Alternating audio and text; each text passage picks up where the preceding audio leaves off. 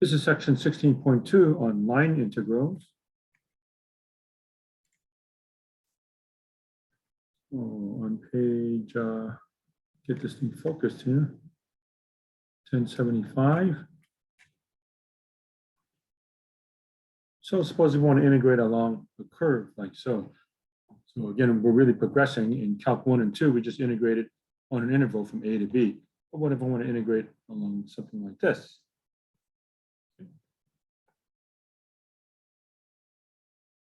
All right, and we also are basing off of our arc length function in 2 dimensions. Okay, square root of dx dt squared plus dy dt squared dt. Okay, so equation 3 is something you might want. Integral of f of x y ds. ds is a tiny change in arc length. So f of x of t, y of t, that basically means change x and y to functions of t. And then ds, little change in arc length, is the square root of dx dt squared plus dy dt squared dt. And obviously, if you have one more dimension, just put under dz dt squared dt. In fact, you might want to put the 3-dimensional version on your cheat sheet, because then you can always drop back to 2 dimensions. Okay, so we're getting sort of a fence integral. So remember, we're talking about area under a curve, right? Well, suppose the bottom of your fence is along here, and your curtain is your height. So you have an interval from A to B, and you have some function above it. You find the area under the curve. Well, now instead of an interval, you're going along something like this, and there's an associated fence that has different heights. And in this case, you're finding the area of the fence, so to speak. So, if you had to paint this fence with varying heights, what would you get? So again, once you get to multivariable, a whole new world of opportunities opens up as to what possibly could happen. Right, so ds is a tiny change in arc length. We're familiar with dx, change in the x direction, dy, change in the y direction, dz, change in the z direction. Well, now we could have ds, we integrate with a tiny change in arc length, s. Okay, so we can integrate along stuff like that, although I wouldn't give you anything like that. That's obviously too long. Something like that. Okay, page 1077.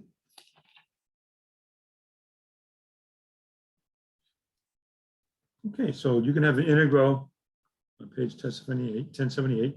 You can integrate only with respect to x. So what's the rate of change in the x direction? What's the rate of change in the y direction or z direction? Okay, and you might want to resurrect this formula again on page 1079.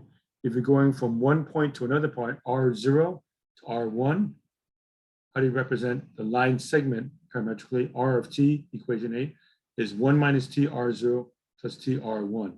Okay, so you're going from the point 3, negative 1, 6 to 5, 2, negative 1. How do you quickly do that? Parametrically express it like so, and we'll see something like that. All right, so you might want to integrate along here, and you might integrate dx and integrate dy. Generally, when you have something like this, you change everything to a single variable. Okay, so you have a rate of change in the x direction, rate of change in the y direction, and one more dimension, of course, dz. You could have something involving dz too.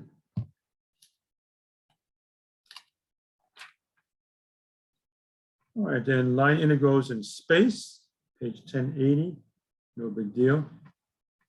Equation 9, and this is sort of what I was just talking about. Maybe you should just put this on your formula sheet.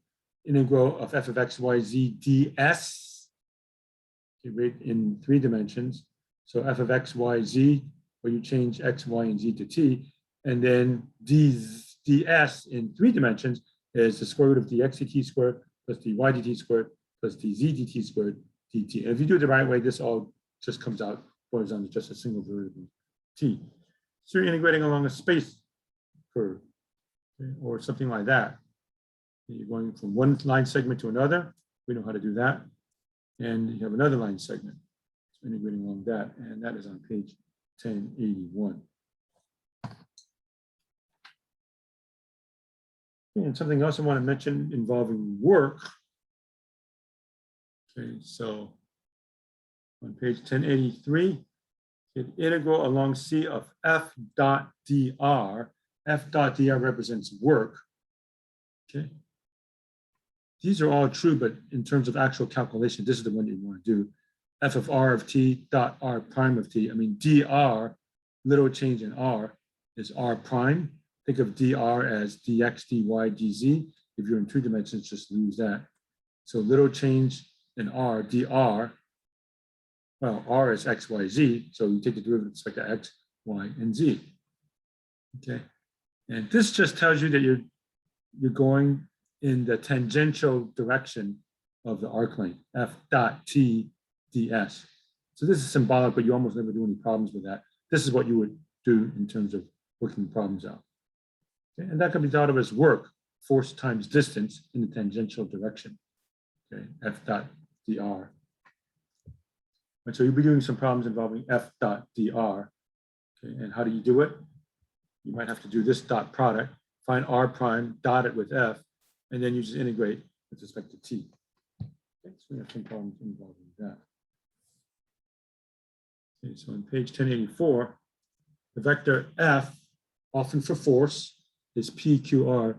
dr is dx, dy, dz. Okay, so integral of f dot dr often is written as p dx plus q dy plus r dz, where f is pqr, or pi plus qj plus rk. Right, so here we go, page 1084, 16.2. Here are the problems for those of you who don't have the book and aren't getting it.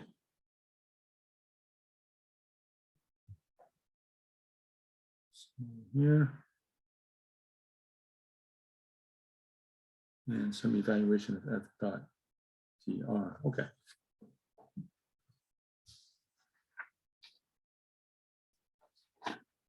Okay, number 1, integral of y ds. The curve is defined as x equals t squared, y equals 2t. T goes from 0 to t. So I need dx dt, 2t, dy dt, 2. So the integral is from 0 to 3. They told me that of y, here's y, 2t. Then the square root of dx dt squared plus dy dt squared. So that is 4t squared plus 4, factor off the 4. So 4 comes outside, becomes a 2. 2t radical t squared plus 1. It's perfect for a u substitution because the derivative of t squared plus 1 is 2t. Okay, so that's t squared plus 1 to the half. So t squared plus 1 to the 3/2 times 2/3, and then times the 2 in front. And if you're not sure about that, what is the derivative of this? The derivative of this is precisely this, is it not? 3/2 times 2/3, t squared plus 1 to the 1/2 times 2t by the chain rule. Okay, so that's 4/3. Plug in 3, you get 10 to the 3/2. Plug in 0, you get 1. And we know the trick of raising something in the 3/2 power is 10 radical 10. So 4/3, 10 radical 10 minus 1. Number 3, integral of x y to the 4th ds. And x is radical 16 minus y squared. We have the right side of the circle centered at the origin, radius of 4. So parametrically, I can write x equals radical 16 minus t squared, y equals t. T goes from -4 to 4. And dx dt is 1/2 16 minus t squared to -1/2 times -2t. dy dt is 1. Clean this up, 2 cancels a half, -t over radical 16 minus t squared. So dx dt squared plus dy dt squared, if I square this, I get t squared over 16 minus t squared plus 1, that's 1. And notice very conveniently, the t squareds cancel out. So I have 16 over 16 minus t squared. All right, so the integral is x, radical 16 minus t squared, y to the 4th, t to the 4th, radical 16 over 16t squared. Very conveniently, that cancels with that. That gives me 4. So I'm integrating 4t to the 4th. 4t to the 5th over 5, from -4 to 4. So that's an equal sign, not a minus. 4/5, 1024 minus a minus 1024, 1638.4. Okay, 7, integral of along the curve of p dx plus q dy. This is f dot dr. when you see something like that, dx, dy, and they might give you dz, it's an f dot dr. So f is x plus 2y, and y, q is x squared. It says go from 0, 0 to 2, 1, and then 2, 1 to 3, 0, so like that. And that. So C1, a little bit of algebra 1, y equals a half x, x go from 0 to 2. That means dy is 1/2 dx. And C2, from there to there, slope is -1. So y equals -x plus 3. A little bit of algebra. X going from 2 to 3, dy is -dx. Okay, so the integral along the curve is integral of C1 plus the integral along C2. And the easiest thing to do is change everything to one particular variable, let's say x. Okay, so C1, integral x goes from 0 to 2 of x plus 2y. So x plus 2, y is a half x, dx, plus x squared dy, dy is 1/2 dx. So that's x plus 1/2 x squared dx, or 2x plus 1/2 x squared from 0 to 2. Okay, so x squared plus 1/2 x cubed over 3.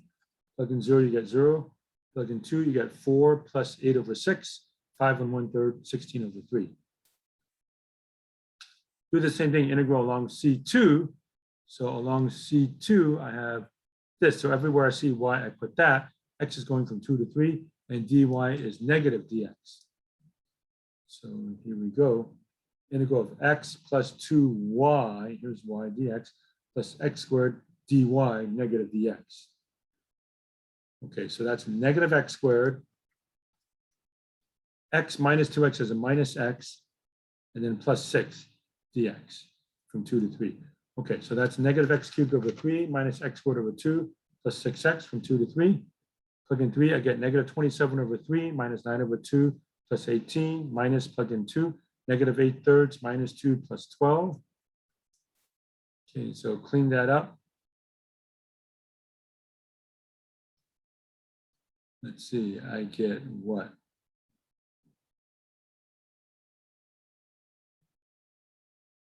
Nine over 2 plus 8 over 3 plus 2 minus 12 over 10, -17 over 6 if you do it properly. Hopefully I did that properly.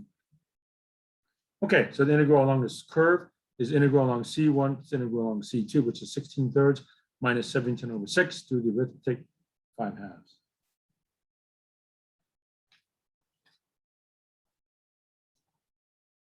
Okay, 11.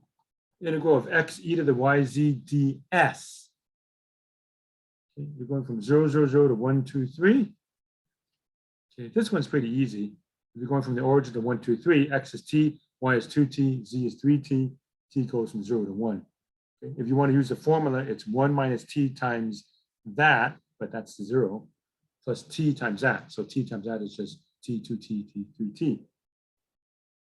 Okay, so ds, dx dt is 1, dy dt is 2, dz dt is 3. So square root of 1 squared plus 2 squared plus 3 squared is radical 14. All right, so integral of x, which is t, e to the yz, 2t, 3t, times radical 14 dt. Take out the radical 14. That becomes e to the 6t squared. That's a t. The root of 6t squared is 12t. So multiply 12 inside, 1/12 outside. So I have radical 14 over 12. E to the 6t squared from 0 to 1. Plug in 1, you have e to the 6. Plug in 0, you get 1. So radical 14 over 12, e to the 6 minus 1. Okay, 15. So that's p, q, and r. Integral of z squared dx plus x squared dy plus y squared dz. That's p, q, and r. You're going from 1, 0, 0 to 4, 1, 2. Okay, so I'll use the formula this time. R of t is 1 minus t r0 plus t r1, t going from 0 to 1. So 1 minus t times 1, 0, 0 plus t times 4, 1, 2. So that becomes 1 minus t plus 4t. That's nothing. So t, that's nothing. So 2t. So 3t, that plus 4t is 3t plus 1, t, 2t. You double check, plug in 0, you get 1, 0, 0. Plug in 1, you get 4, 1, 2. It works. So that means x is 3t plus 1, y is t, z is 2t. So dx is 3 dt, dy equals dt, dz is 2 dt. So I plug everything in. Z squared dx. So z squared is 2t squared, dx is 3 dt, plus x squared, 3t plus 1 squared, dy, and dy is the same as dt, plus y squared is t squared, times dz, which is 2 dt. So I got everything in terms of just a single variable. So clean all this mess up. That's 4 times 3 is 12t squared plus 9t squared plus 6t plus 1 plus 2t squared dt. That cleans up to 23t squared plus 6t plus 1. All right, so 23t cubed over 3 plus 3t squared plus t. From 0 to 1, plug in 0, you get 0. Plug in 1, 23 over 3 plus 3 plus 1 comes out to be 35 over 3. 17, look at the picture. So it looks like we're kind of going like so. So if C1 is a vertical line segment from -3 to -3, 3, right? So you're generally going in the same direction as the arrows. So is the integral of f dot dr positive, negative, or 0? Should be positive. You're just basically looking at the arrows. B is negative. C2 is the counterclockwise oriented circle with radius 3 center of the origin.